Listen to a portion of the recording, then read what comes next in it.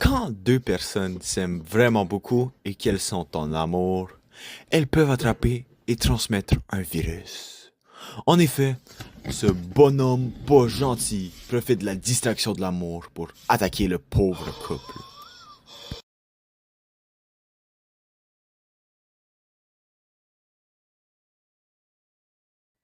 L'herpès génital est une infection causée par un virus appelé herpès simplex. Ce virus reste dans le corps toute la vie.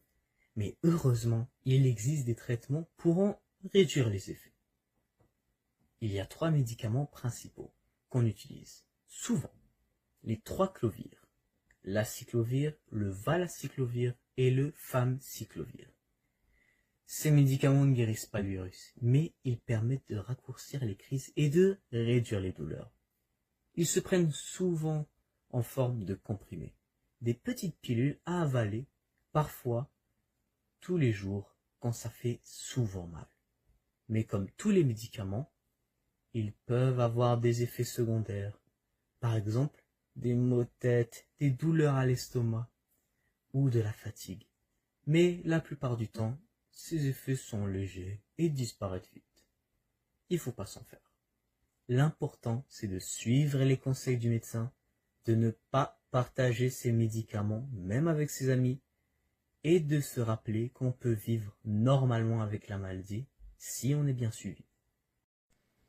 Mais si on ne peut pas guérir cette maladie, pourquoi c'est si important de la traiter?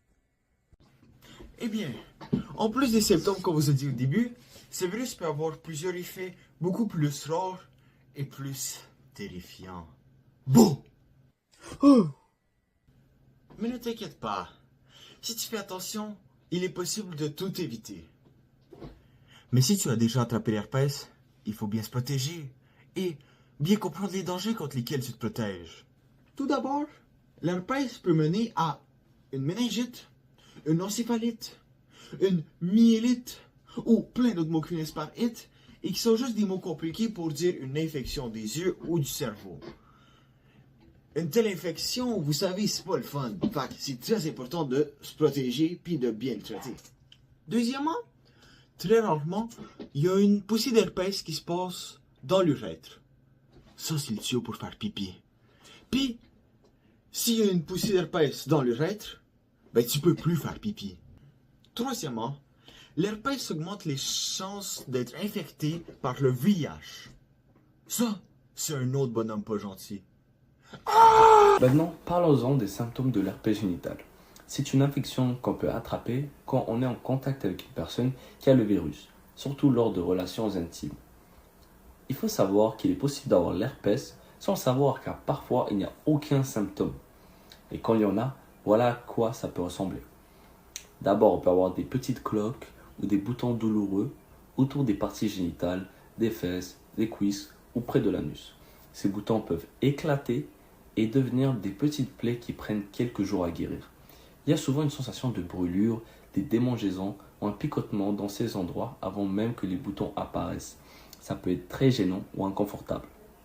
Certaines personnes vont aussi avoir de la fièvre, sentir très fatiguées, avoir des maux de tête ou même un gonflement des ganglions dans l'aine. Ce sont de petites boules sensibles sous la peau.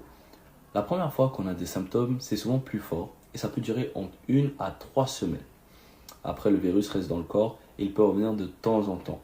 On appelle ça des récidives. Ces récidives sont souvent moins graves, mais elles reviennent parfois dans des moments de stress ou de fatigue. Enfin, même si on ne voit rien sur la peau, le virus peut quand même se transmettre. C'est pour ça qu'il faut être bien informé et faire attention. Maintenant, passons au processus de dépistage. Alors, faisons une petite mise en scène. Après une relation sexuelle avec sa copine, un jeune homme remarque la présence marquée de boutons rouges sur son pénis. Ajoutez à cela d'autres symptômes, il y a de très grandes chances qu'il ait attrapé l'herpès génital. Pas le choix, il doit aller se faire dépister.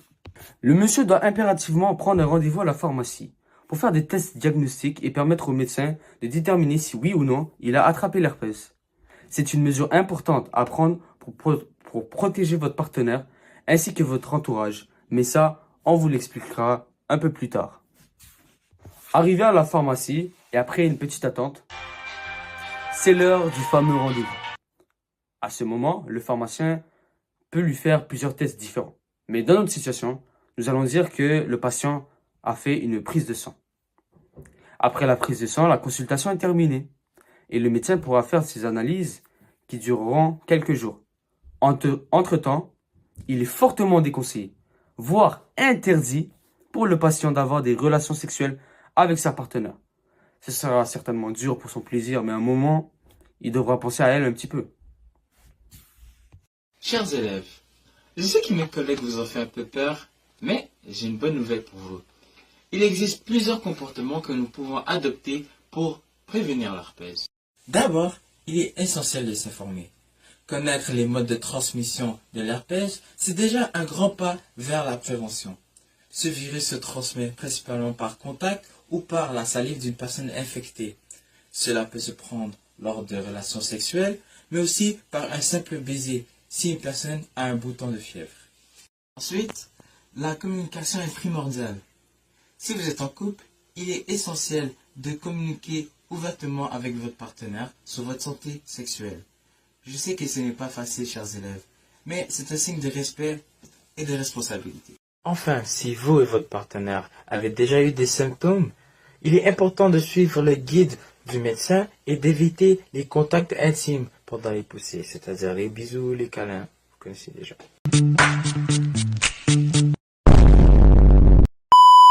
Utiliser un condom ou une dîme dentaire lors des relations sexuelles peut aussi réduire les risques de transmission, même si cela ne protège pas à 100% contre l'herpès, car le virus peut se trouver sur des zones non couvertes.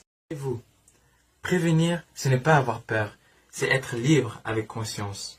Vous avez la possibilité de combattre ce virus en vous protégeant et en protégeant les autres. Maintenant, t'en sais un peu plus sur l'herpès génital. Ce n'est pas un sujet facile, je sais les élèves. Mais il est important d'en parler pour comprendre comment prendre soin de son corps et respecter celui des autres. Rappelle-toi, si tu as des questions, tu peux toujours en parler à un adulte de confiance, comme un professeur, un parent ou une infirmière. Apprendre sur la santé, c'est une façon de devenir plus fort, plus responsable et plus gentil avec les autres. Merci d'avoir regardé la vidéo avec nous. À bientôt pour une nouvelle aventure éducative.